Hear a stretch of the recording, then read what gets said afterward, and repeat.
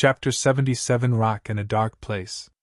With the words, Farvier, still ringing in his head, Detective John Sargeant had been left with only one course of action open to him: get in the bank vault and try to find out what on earth a Farvier was. The recently pardoned bank staff had been more than happy to provide the task force with keys to gain entry to the vault. Eventually the bank may even consider reopening the bank and getting back to work, but for now it was an active crime scene. As Detective John Sargeant stepped out of the plumbing van, he called for his assistant. "Sergeant Royce, can you come with me, please?" "Yes, sir, coming," replied Sergeant Royce. Entering the vault was a little spooky. All the evidence they had pointed to the fact that this pair of bank thieves were capable somehow of appearing and disappearing through spinning electric blue rings. Detective John Sargeant couldn't accept this, but could not see why on earth anyone would create such an illusion if they presumed no one to be watching. "Right, Royce, let us try and get to the bottom of this Farvier situation, yes?" "Yes, sir," replied Sergeant Royce, even though neither had any idea what a Farvier even looked like. Over the next 10 minutes they both worked in opposite directions, slowly moving through the predominantly empty shelves that made up the vault. Unbeknownst to him, Sergeant Royce was slowly closing in on the Farvier. As he neared it, a small dull glow caught his eye. Unconsciously he reached out with his hand. Sensing his assistant's question, Detective John Sargeant precognitively answered it.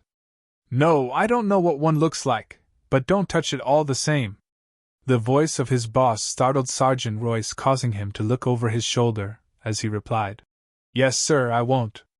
The momentary loss of concentration in the startled sergeant allowed his hand to move toward the Farvier, and as he turned, his fingers dragged across the LED keypad. "I think I've found it, sir, and I definitely didn't touch it." "What on earth were they doing here?" screamed Graham. "I have no idea. How they found us concerns me a lot more, Graham," replied Bouncer. "What do we do now?" asked Graham.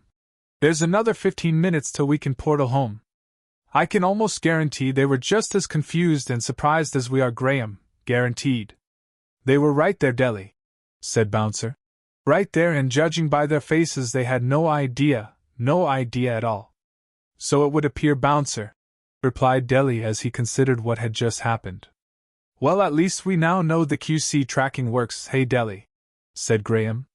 "So it would appear, Graham," replied Dellie as he continued to consider what had just happened. Bouncer looked at Graham, mouthing, "Is he all right?" as he pointed at Dellie. Graham replied by mouthing back, "I think so," as he held up his thumb. "Got a lot on his mind." Before either could literally talk any more behind Dellie's back, he stopped them dead by saying, "You know I can read lips. And yes, I do have a lot on my mind. Thank you for your consideration, Graham." "Sorry, Dellie, we were only worried," replied Graham. Without discussing his state of mind any further, Dellie got straight to the point. "Yes, it would appear that the Infidels are, or perhaps more precisely, were on Earth number 1 as we suspected. I had, however, thought that our arrival would have been considerably more discreet than it in fact was." "Do you think we'll be able to trace them again?" asked Graham. "Yes, we just need to wait for the..." As Dellie replied, the QEC started to glow once again.